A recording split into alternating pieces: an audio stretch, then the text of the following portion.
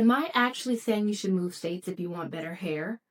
Obviously not. I'm not crazy. But I have now lived in 3 different climates, and every single one of them has changed my hair in some way. I've lived in Michigan, Colorado, and now North Carolina. And after experiencing all 3, I honestly think where you live has a much bigger impact on your hair than most people realize. So I wanted to sit down and tell you all about this story because this has been one of the most interesting experiences I have had on my natural hair journey. Growing up in Michigan, I never thought once about how climate impacted my hair. Then we moved to Colorado, and my thinking on that totally changed. If you've been following me for a while, I'm sure you remember me talking about this. Colorado absolutely ruined my hair. The back of my hair started breaking off so bad, like the ends here were basically translucent.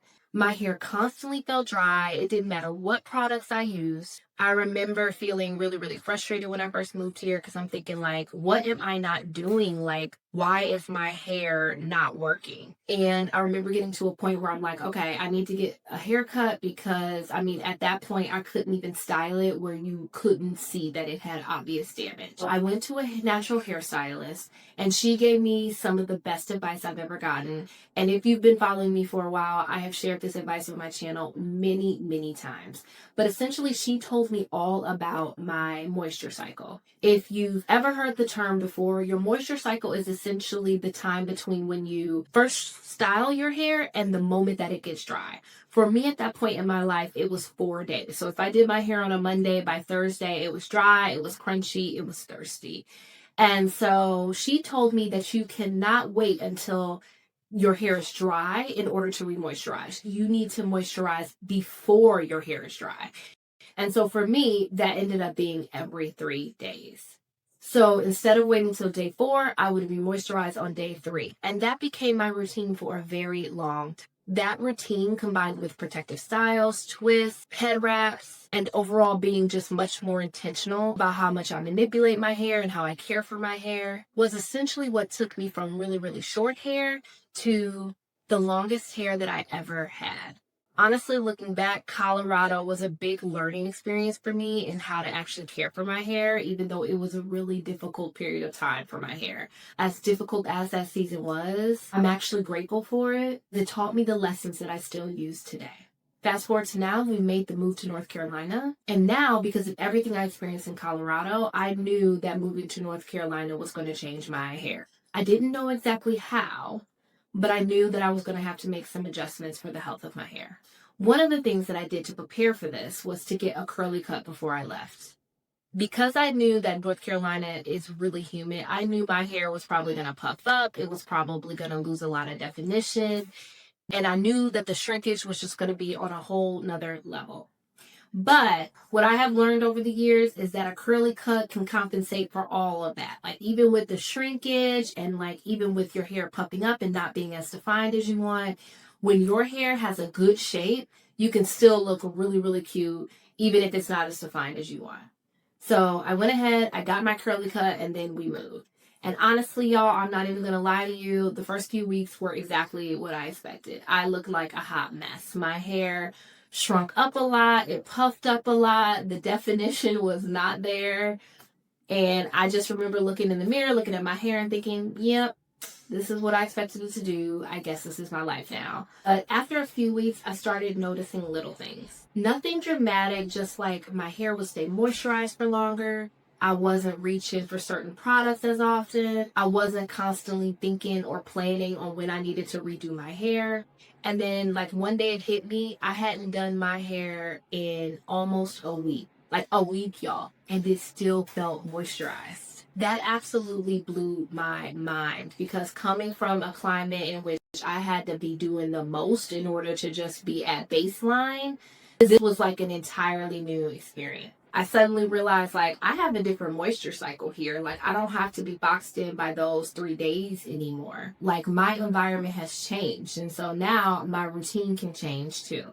But I will say like the biggest surprise of this move in my hair has been wash and goes. If you have watched my channel for a while, you know that wash and goes aren't really my thing. I've always respected them, and those that gravitated toward them, they have just never really been a hairstyle that I've naturally reached for. In Colorado, they used to always dry out quickly. I was always looking for a way to revive them, and my curls honestly just didn't clump and define in the way that I really wanted.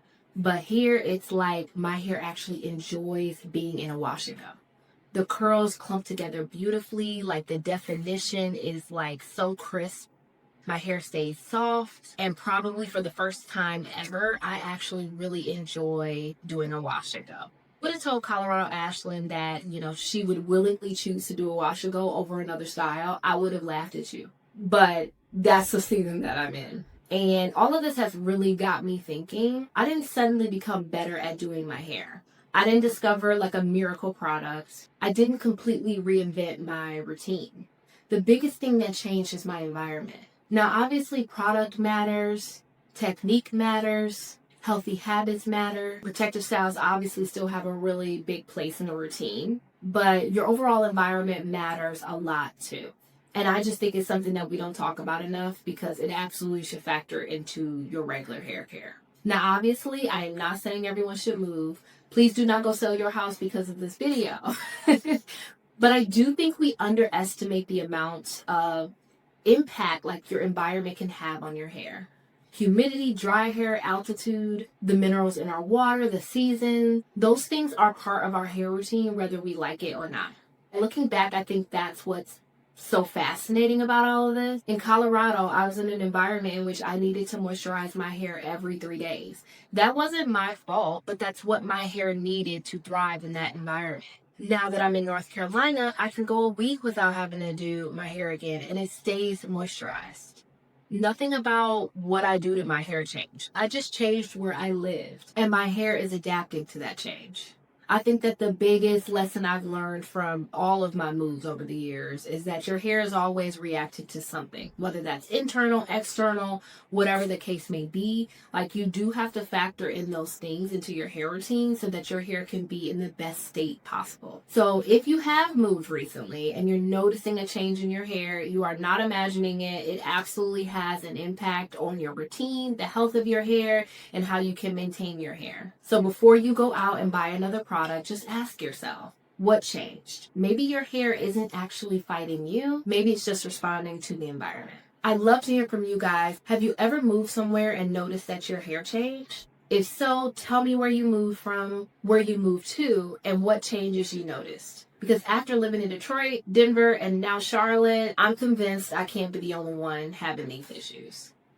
All right, y'all, that's it for me. Please like, comment, subscribe, and I'll see you in the next one. Bye.